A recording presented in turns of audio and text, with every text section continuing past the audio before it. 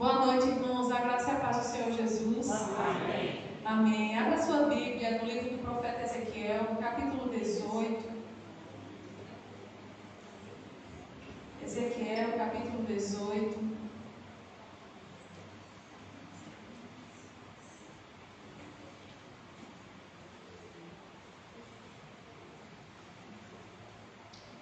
Nós vamos ler os versos 30 ao 32.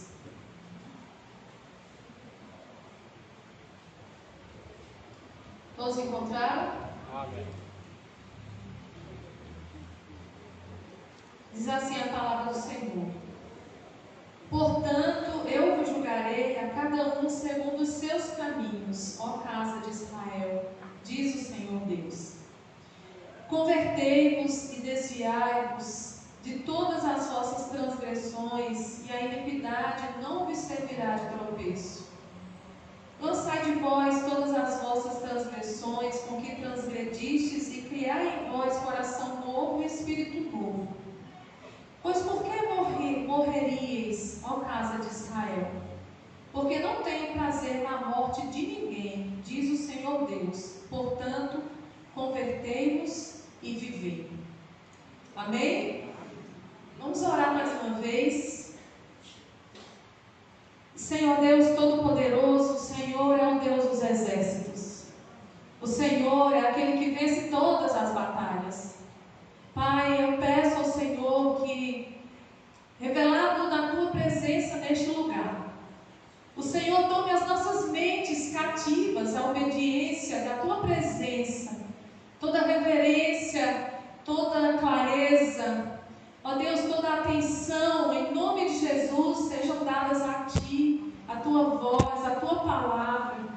Eu peço perdão, Senhor, pelas minhas falhas, peço misericórdia, Senhor, porque sou muito limitada, mas todos nós aqui somos.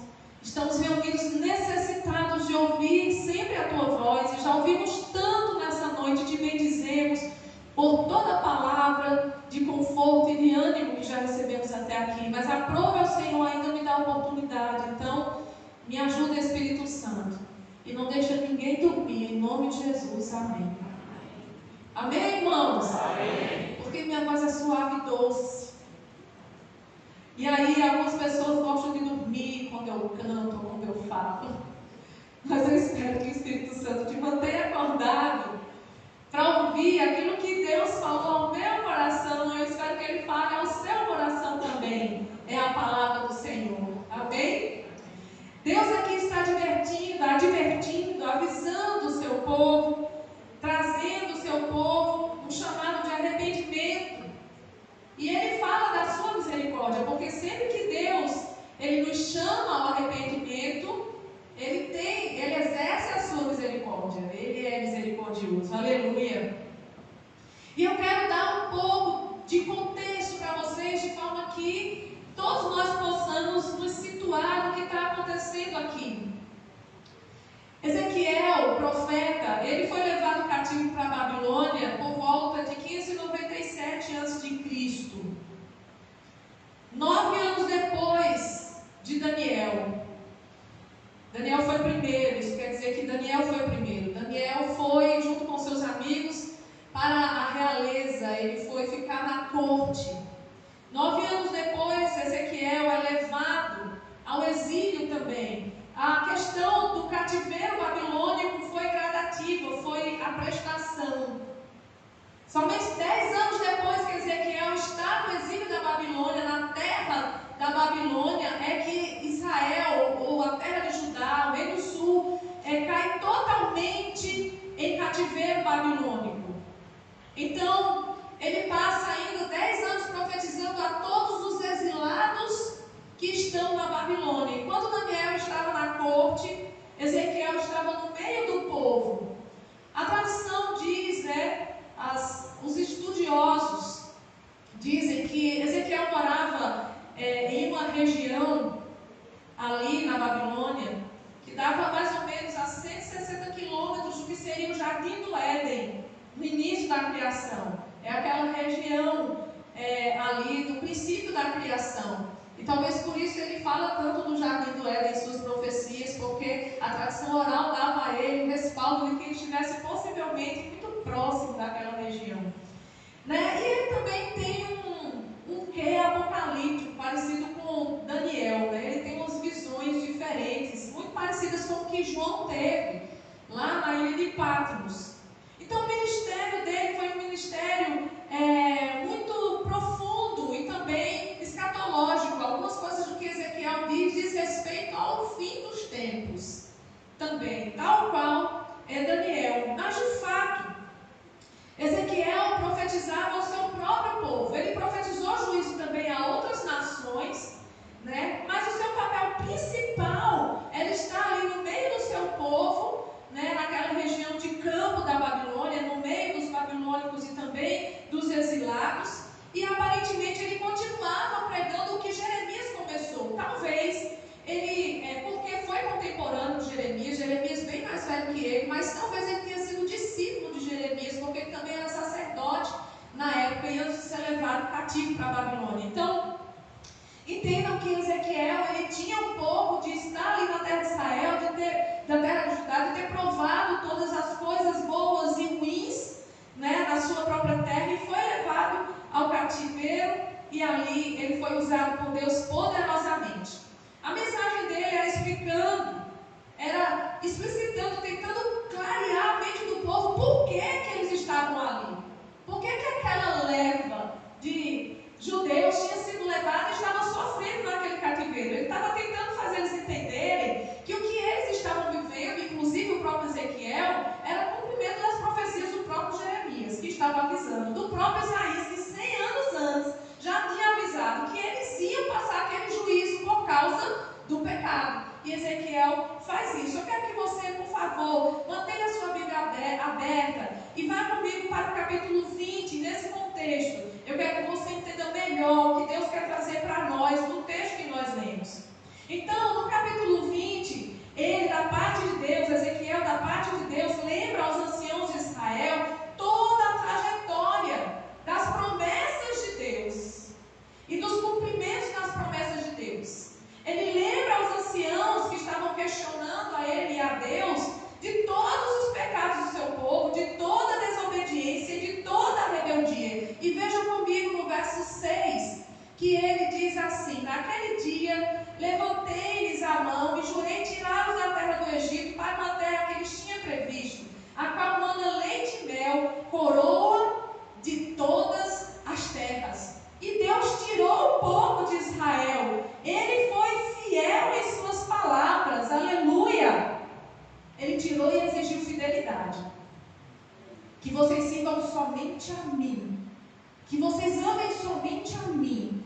E lancem fora todos os pecados e todas as transgressões dos povos que não me honram. Mas veja o que aconteceu. No verso 8, o texto diz: mas rebelaram-se contra mim e não me quiseram ouvir. Ninguém lançava de si as abominações de que se agradavam os seus olhos, nem abandonava os ídolos do Egito. Então eu disse que derramaria sobre eles o meu furor para cumprir a minha ira contra eles no meio da terra de Israel. E o que foi que aconteceu? Verso 9: o que fiz, porém, foi por amor ao meu nome, para que não profanasse, para que não fosse profanado diante das nações, no meio das quais eles estavam. Então, Deus cumpriu a sua promessa, tirou o povo de Israel. Depois o povo de Israel não foi fiel ao Senhor, se rebelaram contra o Senhor, não obedeceram a Deus. E aí, Deus fez também o que disse. Deus mandou julgamento, Deus mandou disciplina. E disciplina é misericórdia de Deus. Diga comigo: disciplina é misericórdia de Deus. Mais uma vez: disciplina é misericórdia de Deus. Misericórdia de Deus a nós e misericórdia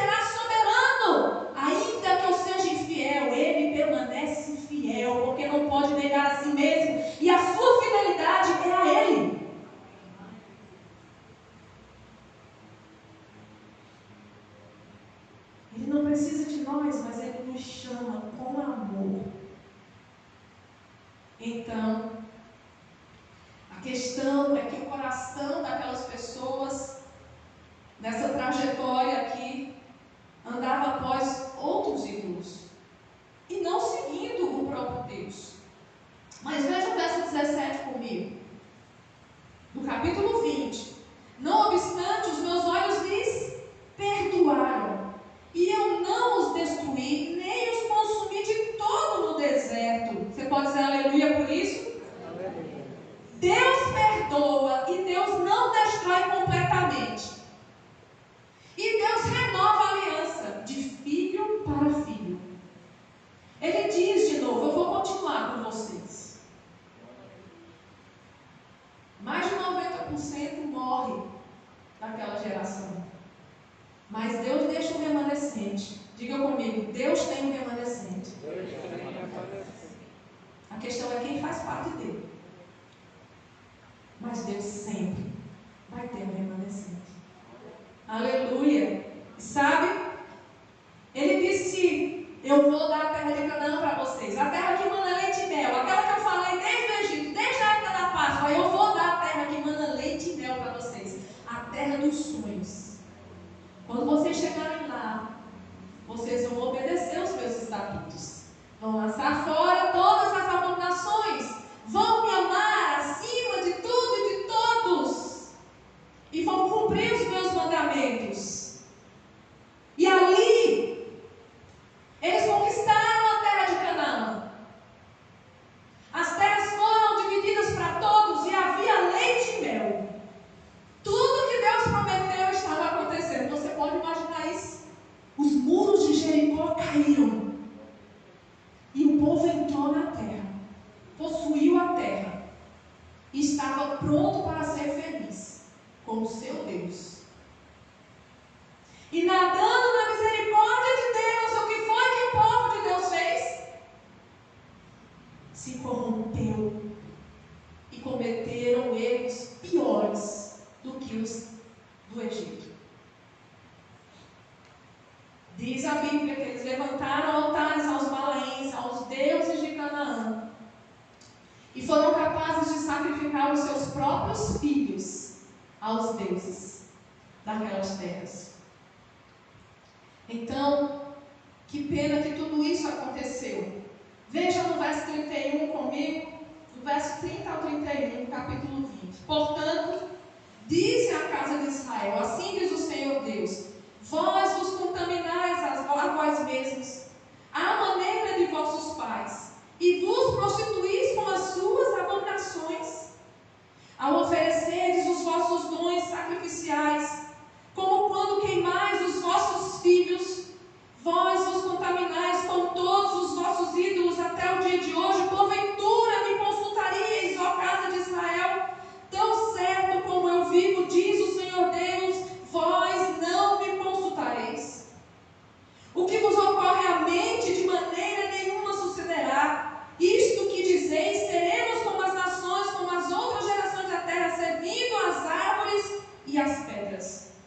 E Deus promete, tão certo como eu vivo, a minha mão poderosa, o meu braço estendido, eu derramarei do meu furor sobre vocês. Porque Deus decretou que teria um povo na face da terra. E Ele preserva o seu povo. Ele preserva o seu remanescente. E nós jamais seremos como os outros povos. Jamais adoraremos as árvores e as pedras. Porque nós fomos chamados para adorar um só Deus.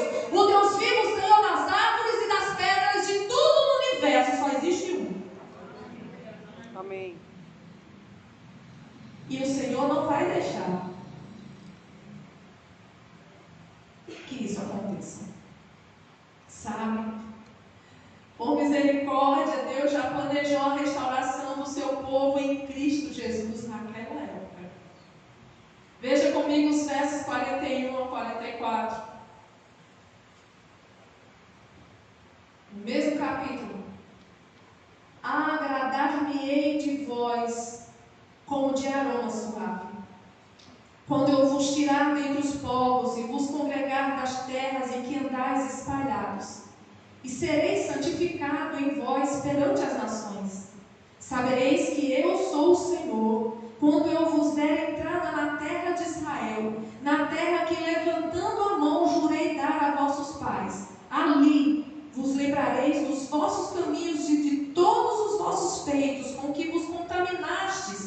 tereis nojo de vós mesmos, por todas as vossas iniquidades que tendes cometido. Sabereis que eu sou o Senhor, quando eu proceder para convosco por amor do meu nome, não segundo os vossos maus caminhos, nem segundo os vossos feitos corruptos, ó casa de Israel, diz o Senhor Deus. Aleluia. Ele é misericordioso e compassivo, e Ele não quebra a aliança que Ele mesmo fez. E nós estamos aqui, povo de Deus, remanescente de Deus, guardados no Senhor, ano após ano, geração após geração, na aliança feita em Cristo Jesus, o povo de Deus é conservado e vive para obedecer ao Senhor e obedece para viver. Louvado seja Deus, amém, irmãos? Amém. E o que estava acontecendo então no texto que nós lemos? E por favor, agora volte para o capítulo 18. O que está acontecendo aqui? Acontece que o povo de Israel, exilado na Babilônia, estava ali se consolando, se autoconsolando, tentando justificar o sofrimento de estar longe da terra, de estar escravizado, de estar subjugado da Babilônia, dizendo o seguinte um para o outro: sabe o que foi isso, Valéria? Nossos pais que pecaram. Foi culpa deles. Deus está colocando a gente na prova, no castigo, porque eles fizeram isso. Lembra o que eles fizeram lá no Egito? Por isso. Eles estavam conversando mais ou menos assim, nas ruas da Babilônia, o povo de Deus.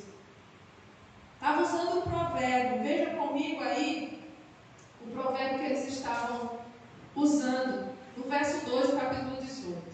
E é Deus falando, vou ler um.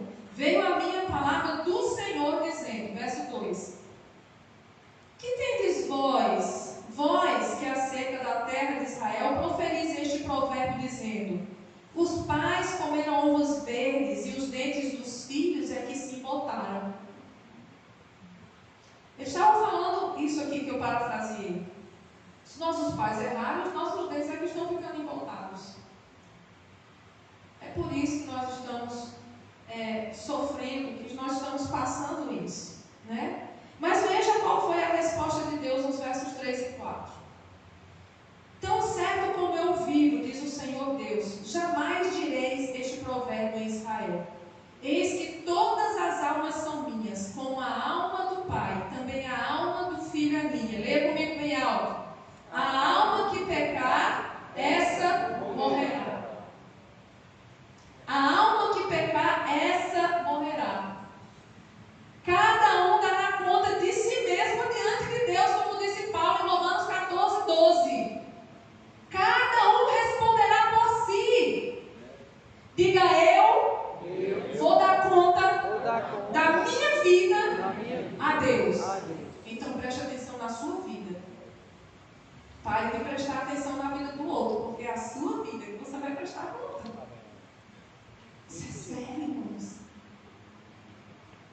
A pregação é para mim. A pregação é para você. A palavra de Deus é para cada um de nós. Por isso, não pense em alguém que não está aqui. E não pense em alguém que está ao seu lado ou atrás de você. É com você que Deus está falando. É diretamente comigo. Veja que nos versos 5 ao 9, nós não vamos ler para ganhar tempo. Ele ilustra um homem que é obediente a Deus, é obediente aos seus estatutos. E no final ele diz: e porque obedece, resumidamente, ele viverá. Dos versos 10 ao 13, Deus fala do filho deste possível homem que obedecia a Deus. E ele fala: o filho desse homem decidiu fazer o contrário, foi desobediente. Esse filho morrerá, porque o filho desobedeceu. Mas ele continua, dos versos 14 ao 17 do capítulo 18, se você estiver anotando, você depois pode conferir tudo isso. Ele fala do filho, que decidiu fazer o bem, decidiu obedecer a Deus e não seguir os passos do pai. Então esse viverá. Pela história, pela ilustração, Deus está dizendo assim: olha,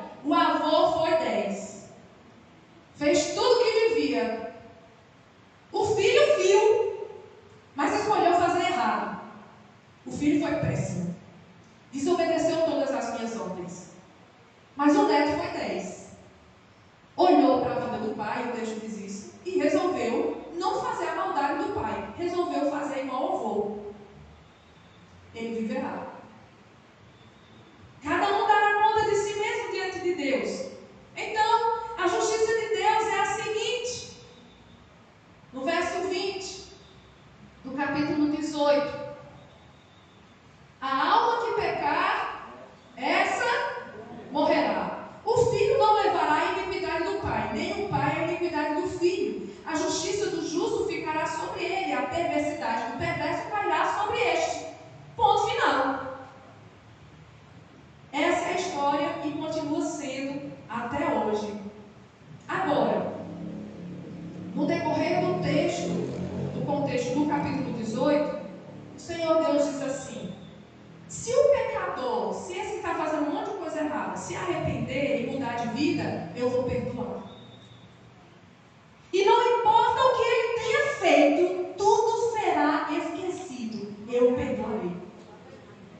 Assim como diz lá em Miqueias 7,19, que o Senhor vai lançar todos os pecados na profundeza do mar. Eu vou perdoar. Se arrepender, meu coração é mole. Eu paro na hora. Eu esqueço tudo, eu perdoo na mesma hora.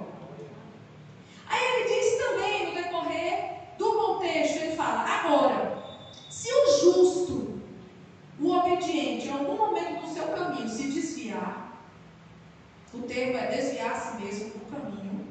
Se ele se desviar e começar a desobedecer, todos os seus atos de justiça até aquele dia serão esquecidos. Nenhum deles mais valerá. E ele morrerá no seu pecado. Sabe o que isso me diz? João 15. Se vós permaneceres em mim, e eu permanecer em vós, porque vós sois os ramos e eu sou a videira, então esse viverá. Mas aquele que não permanecer será cortado e lançado fora. Você pode lembrar disso comigo? Nesse texto de João? Então, nós devemos permanecer. A lição tem que ficar até o fim. Não basta começar bem, você tem que terminar bem. Não pode parar no meio do caminho, porque se você parar, o que você fez, não adianta você parar e falar assim: mas Senhor, quando eu tinha tantos anos, eu fui assim na igreja, eu fiz isso e aquilo outro, eu fiz tanta coisa. Ele vai dizer: apartai-vos de mim, vós que praticais a iniquidade, não vos conheço. Porque em algum momento você não serviu mais, você não amou, você não obedeceu, mas quem sabe você vai ser aquele ladrão do lado da cruz que fez toda a maldade e na hora da morte disse: quem sou eu? Tu és Deus. Lembra-te de mim quando entrares no paraíso. E ele vai dizer: hoje mesmo, você vai estar comigo no paraíso. Porque ele é misericordioso, irmão. Mas o arrependimento tem que ser verdadeiro. Amém? Então o povo desobedece, sofre consequência, recebe o juízo de Deus e ainda acha Deus injusto. O texto diz que o povo ainda está dizendo: mas e o nosso direito? E a aliança? Cadê o Senhor que não está olhando para nós? O Senhor é justo depois de tudo que nós fizemos servindo ao Senhor. E aí Deus pergunta para eles: o que vocês estão pensando na vida? Eu sou justo? Diga-me vós o que está acontecendo. Quem deixou de me obedecer? Quem deixou os caminhos? Quem me abandonou? Será que foi eu que vos abandonei?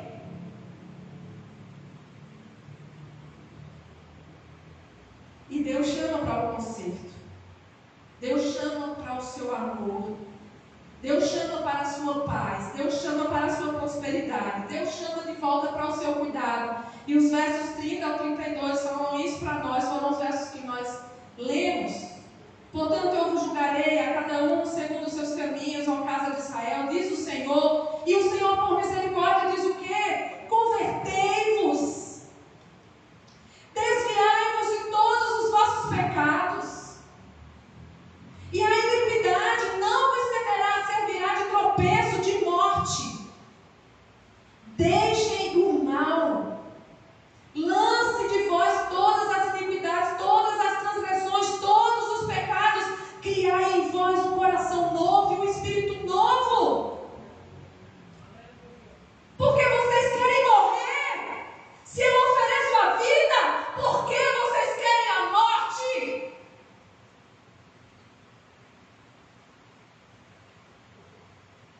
E eu penso no coração de Deus misericordioso, tão grande de soberania. Mas em Cristo a gente pode ver tão rico em misericórdia, em humildade e em tamanho amor, que chora por nós com a sua própria veia, com o seu próprio sangue. Jesus chora com o seu sangue sobre o nosso pecado. E aqui, eu penso em Deus assim, no verso 32, quando ele diz: porque eu não tenho prazer na morte de ninguém. Eu não quero que ninguém morra. Portanto, convertei-vos e vivei. Convertei-vos e vivei. A partir daqui eu preciso ler para ganhar tempo. Nós somos o povo de Deus, chamados para mostrar o seu reino em todas as nações. Hoje nós somos o Israel de Deus. Nós somos a igreja e temos a missão de trazer gente de todo o mundo para ser parte do seu povo e que todos formem um só corpo para glorificar a Deus. Mas vocês percebem o que está acontecendo com o povo de Deus desde a vinda de Cristo? Vocês podem lembrar comigo a trajetória. E se eu pudesse escrever como Ezequiel, escrever como Moisés, escrever como Isaías, talvez eu pudesse olhar para a história da igreja e escrever toda a trajetória do povo de Deus e todos os pecados que nós temos cometido desde que o Redentor se levantou sobre a face da terra. E a história se repete. Você acha que o povo de Deus está corrompido? Eu olho e tenho plena certeza. A corrupção espiritual gradativamente se alastra, maculando todos os âmbitos da vida. A imoralidade, vida moral suja, subvertida, nojenta, apodrecendo a igreja, está tomando conta como se fosse um câncer, tentando matar cada célula. Nossos filhos estão sendo sacrificados vivos ao Deus desse século, quando nós não temos interesse em ensinar a palavra com o nosso exemplo, vivendo o que a Bíblia diz que nós devemos viver. O sincretismo, a mistura de todas as crenças, não tem nada não, isso é normal, tudo ok, nada a ver. A falta de limite com o envolvimento cultural da igreja com costumes que são corrompidos pelo pecado e projetados por Satanás está se alastrando. Um monte de gente no mundo todo, mas principalmente no Ocidente, dizendo que é crente e fazendo coisa errada. E dando um mau testemunho dentro da igreja, na hora da palavra.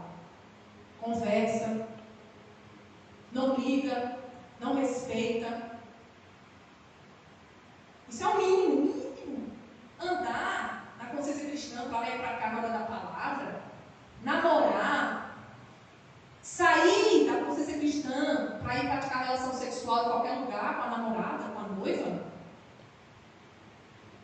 ministrar louvor, fornicando, marido e mulher adulterando, mentindo, com palavras torpes. Ah, Glei, tu está numa dimensão aí, essa dimensão é muito rala, isso aí Deus não olha mais para isso não, Deus quer ver a alma. Não, porque hoje para você identificar a santificação, você tem que saber ler a consciência. Né? Porque o que vale na santificação é a sua consciência. A roupa não vale mais nada. O jeito como se comporta não vale mais nada. O que faz na rua não vale mais nada. O que diz dentro de casa não vale nada. O que a intenção do coração, exatamente. Deus vê a intenção do seu coração.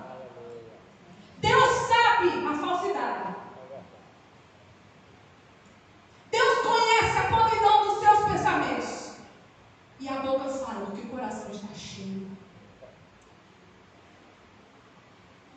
Ainda que sejam nos corredores escondidos, A boca fala do que o coração está cheio. E o que estiver oculto vai vir à luz. Sabe por quê? Porque Deus não vai ser envergonhado. Você não pode envergonhar Deus. O reino de Deus subsiste a tudo e a todos. E sabe o quê? Sodoma e Gomorra e Nínive estão melhores do que nós.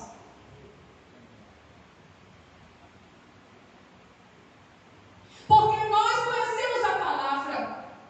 Nós sabemos dos preceitos de Deus e nos rebelamos e não cumprimos os seus preceitos. Não há renúncia dos desejos carnais. Nenhuma renúncia por amor ao próximo. Nenhuma. Quem quiser tem que me engolir, porque eu sou crente desse jeito, com o final. Não existe crente assim. Jesus deixou a glória. Ele se humilhou e se fez um de nós. Jesus! Então os filhos de Deus devem renunciar. Amém. Porque se o grão de trigo cair na terra e não morrer, fica ele só. Mas se morrer, vai produzir muitos frutos. Quem quiser vir após mim, negue-se a si mesmo. Toma a sua cruz e siga-me. Deus está nos chamando ao arrependimento. Essa é a hora. Minha última pregação de domingo, um desses domingos desse mês, foi sobre humildade. Temos que ter humildade, temos que ter humildade. Humildade para amar a Deus, humildade para deixar os deuses falsos, sabe? Humildade para nos arrepender. A boca fala do que o coração está cheio. Se fala ironia, se fala mentira, se levanta falso contra o irmão, se fala palavras torpes, palavrões, se fala imoralidades, fala do que o coração está cheio. E depois vem para a igreja, levanta as mãos podres. Podres.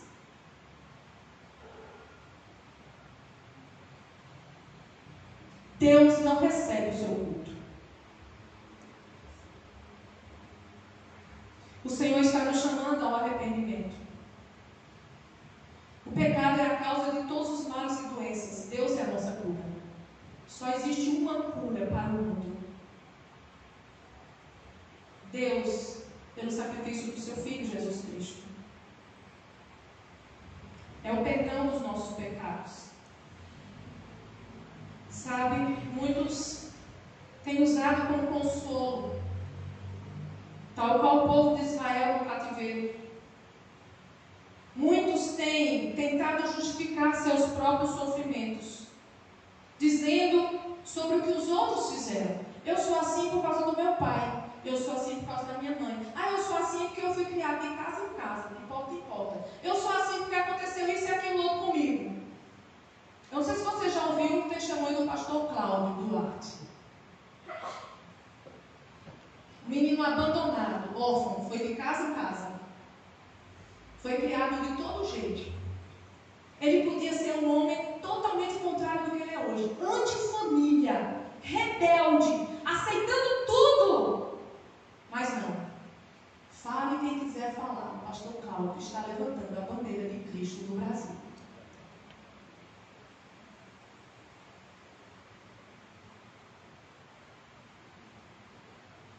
E vamos orar para ele se manter assim.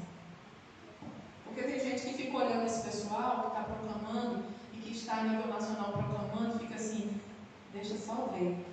Até quando ele vai ficar assim? Arreda Satanás. Sangue de Cristo tem poder.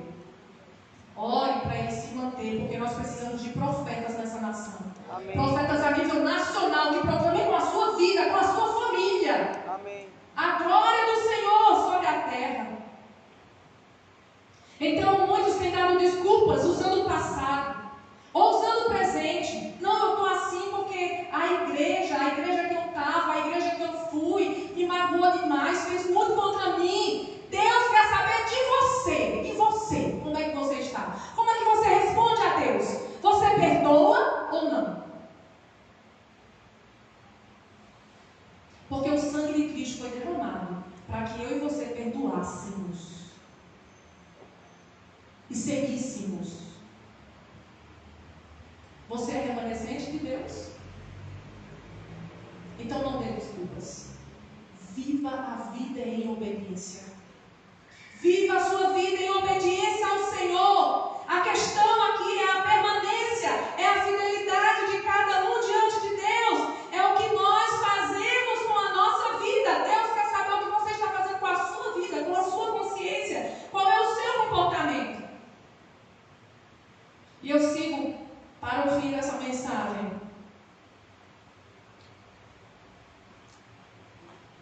Dizendo o seguinte: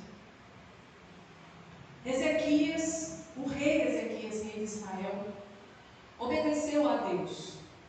2 Crônicas 29:2 diz que ele assumiu o reinado e em todo o seu reinado ele obedeceu a Deus. Em algum momentozinho, esqueceu de consultar, pediu perdão, se arrependeu, voltou. Deus deu a ele mais tempo de vida e ele continuou servindo a Deus. Mas sabe o que aconteceu? Manassés, o seu filho, foi a desgraça de Israel. Esse eu faço questão que você abra, 2 Crônicas. Depois de Reis, 2 Crônicas, capítulo 33, versos 2 ao verso 6. Manassés, o filho de Ezequias. 2 Crônicas 33, a partir do verso 2 diz: fez o que era mal perante o Senhor, segundo as abominações dos gentios que o Senhor expulsara de suas possessões de diante dos filhos de Israel, pois tornou a edificar os altos que Ezequias seu pai havia derribado. Levantou altares aos Balaíns e fez postes ídolos, e se prostrou diante dele, diante de todo o exército dos céus, e o serviu. Edificou altares na casa do Senhor, do qual o Senhor tinha dito: em Jerusalém porém meu nome para sempre. Verso 5.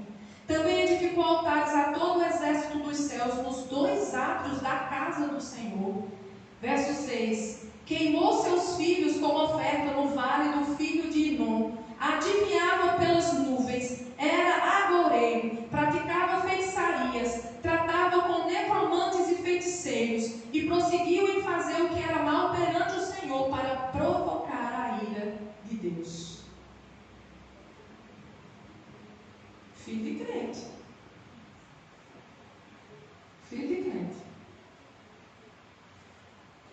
Cada um dará conta de si mesmo diante de Deus. Amon, o filho de Manassés, o sério Manassés, e é ruim feita a peste de meu pai. Fez pior que o pai, porque no final da caminhada de Manassés, Deus o repreende, ele se arrepende e Deus perdoa. Finalzinho da vida. Lembra do texto?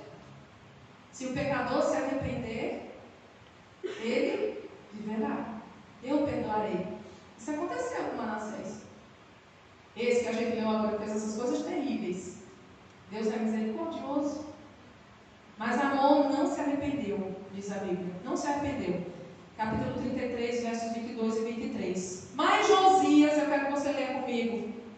Capítulo 34, 2 Crônicas 34, verso 2. Josias, o filho de Amon,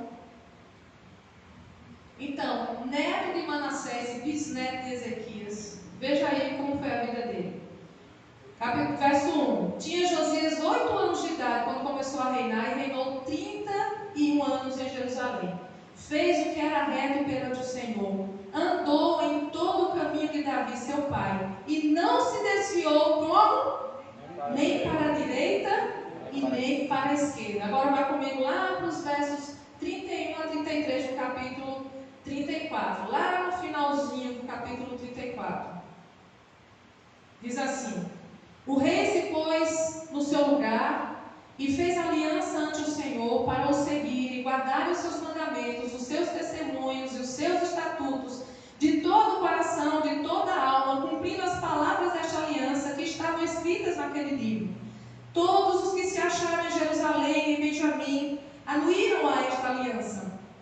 E os habitantes de Jerusalém fizeram segundo a aliança de Deus, o Josias tirou todas as abominações de todas as terras que eram dos filhos de Israel, e a todos quantos se achavam em Israel, os obrigou a que servissem ao Senhor seu Deus. Enquanto ele viveu, o que aconteceu? Não se desviaram de seguir o Senhor, Deus de seus pais. Escutem, irmãos, eu não vou me guiar por nada que acontece à minha direita e à minha esquerda. Eu olho para o autor e consumador da minha fé. Glória a Deus. Façam o mesmo. Eu não olho para trás e eu não sei o futuro breve. Mas eu sei que se eu continuar olhando para Ele, obedecendo a Ele, eu vou chegar na Canaã celestial e ninguém vai tomar a minha coroa. Amém. Josias, ele não ficou triste, acabado, arrasado, ou marcado, ou dizendo, não vou fazer nada, porque meu pai, ele foi um destruidor, porque meu avô foi pior do que ele. Ele disse, eu vou servir a Deus. Vou fazer o que agrada ao meu Deus. E enquanto eu viver, Deus vai ser exaltado. Amém. Glória a Deus. Deus te chama para dizer isso hoje. Amém. É você e Ele. Tem ninguém no caminho. Tem ninguém. Amém. Papai, mamãe, irmão, irmã, avô, avó, ninguém. Deus chama você. Enquanto você viver, Deus será exaltado. Enquanto você viver, pessoas ao seu redor vão conhecer a grandeza de Deus. Enquanto eu viver, eu vou ter aliança com a aliança de Deus. Porque eu preciso fazer uma aliança com o Deus da aliança também. E consagrar a minha vida, consagrar os meus olhos, consagrar todos os meus pensamentos, todos os meus conceitos. E nós temos que ser radicais. Porque tem gente que se acha forte demais. É tão forte que vê qualquer coisa, que entra em qualquer lugar, que ouve qualquer coisa. Deixa eu lhe dizer, você é um fraco sem Deus. Se você confiar no filtro dos seus ouvidos, no filtro dos seus olhos, no filtro das suas decisões, você vai se desgraçar. Que palavra horrível, missionário. Desgraça é falta de graça. Vai perder a graça de Deus. Sabe? Pelo fruto conhecereis a árvore.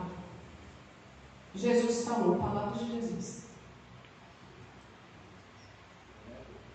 Ele nos chama a não julgar a partir do momento em que a gente faz isso sem humildade, mas Ele nos dá a clareza do que é de Deus e do que não é de Deus. Quem é espiritual discerne bem tudo. Quem não é, não discerne nada. Quem está em pecado perde o brilho do Senhor, perde o brilho, perde. Geral. Fica feio, fica amargo, fica opaco, fica vulnerável. Banaliza tudo em suas palavras. Tudo é engraçado, mas deixa eu te dizer, tem coisa que não tem graça, não. Não tem um pingo de graça. Não use o nome de Deus em vão. Não viva o nome de Deus em vão. Deus é santo. Amém. E exige da sua igreja santidade. Amém. Que o Senhor nos abençoe. Eu peço a você que feche os seus olhos e clame por misericórdia junto comigo.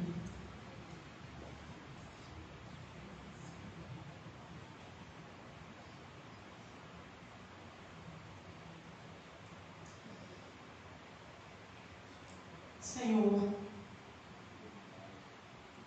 eu sei que Ezequiel disse tantas coisas grandes que nos ajudam hoje e agora mesmo está nos ajudando. Muito obrigada pela tua palavra santa, tua voz sagrada, preciosa, da qual nós não abrimos mão. Muito obrigada. Mas ele falou e por muitos foi tido como uma bela voz, como quem canta bonito, mas os corações estavam endurecidos e eles ainda sofreram 60 anos para frente. Eu não sei quanto tempo demorará para o Senhor voltar. Quanto tempo vai demorar para novamente chegar? Mas eu sei que o Senhor está chegando. O Senhor está tão perto, meu Deus. Nos prepara. Prepara o remanescente. Nos faz mais crente. Nos ajuda a te amar mais, a te amar com toda a força do nosso ser. Nos ajuda, porque é somente te amando que nós vamos ser capazes de renunciar, de perdoar, de amar, de orar pelos inimigos, de continuar, Senhor, na caminhada.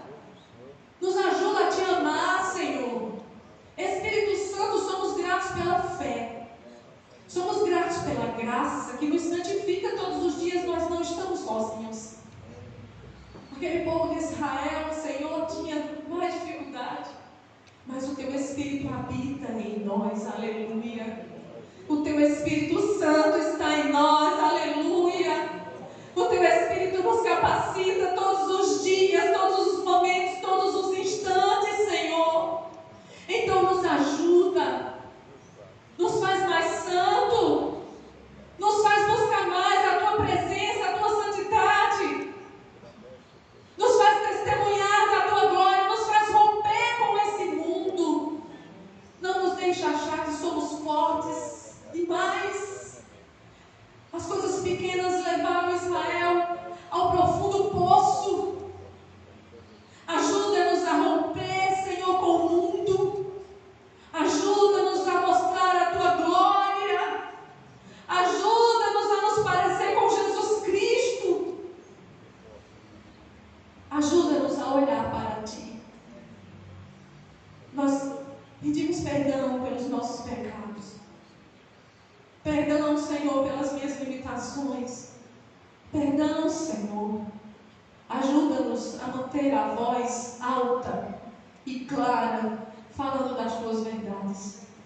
Em nome de Jesus, eu te peço isso, em nome de Jesus, em nome de Jesus. Buscar-me-eis e me achareis quando me buscardes, quando me buscardes de todo o coração.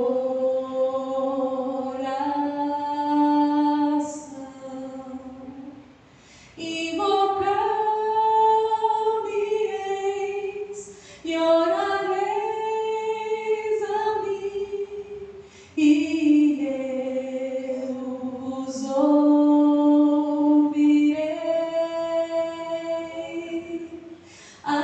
Assim diz o Senhor. Obrigada pela Tua santa presença, Senhor. Que a Tua santidade tome conta das nossas vidas. Ajuda-nos a olhar para Ti, santifica-nos, Senhor. Santificai-vos, porque amanhã eu farei maravilhas no meio de vós, diz o Senhor. Santificai-vos, porque eu farei maravilhas no meio de vós. Renuncia, porque eu sei que planos que eu tenho sobre vocês é plano de paz e não de mal. É o fim que vocês desejam. É bondade sobre bondade de Deus sobre as nossas vidas e misericórdia sobre misericórdia de Deus sobre as nossas vidas. Eu bem sei que tudo pode, Senhor, e nenhum dos Teus planos vão ser frustrados. Em nome de Jesus. Amém. Amém, igreja? Amém.